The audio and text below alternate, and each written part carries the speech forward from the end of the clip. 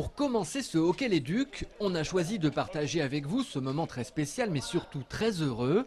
Ce n'est pas l'arrivée d'un nouveau joueur mais bien un engagement. Samedi dernier, Pavel Mihajlic et Zdenka ont célébré leur union à la mairie d'Angers.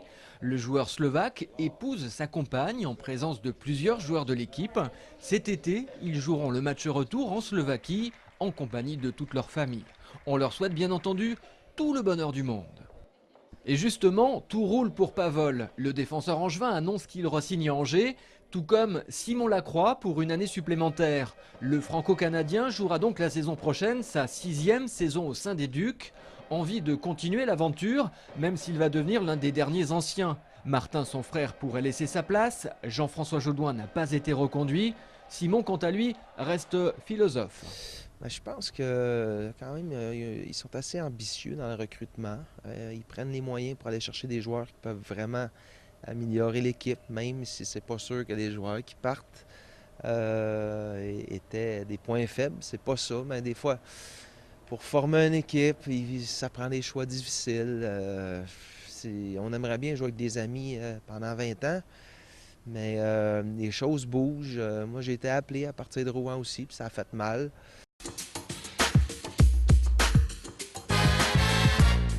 Les Ducs ont un nouveau gardien pour la saison prochaine. Il s'appelle Peter Aubry, il a 32 ans, c'est un grand gabarit, 1m92, 91 kg, pourtant réputé très habile et rapide. Cette saison, ce Canadien au passeport britannique évoluait chez les Cardiff Devils en Ligue anglaise.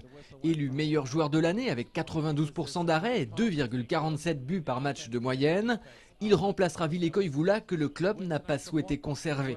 Peter Aubry est un élément clé de la défense que les Ducs ont décidé de renforcer.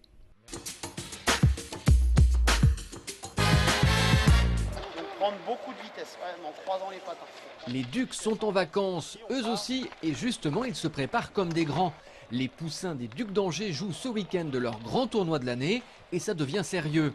6 équipes dont Grenoble, Amiens et Caen et surtout des conditions de jeu quasi identiques à celles des pros. Ok les garçons, allez c'est parti. En moustique on joue sur demi-glace mais à partir de Poussin on joue sur grande glace mais avec on sonne toutes les 30 minutes.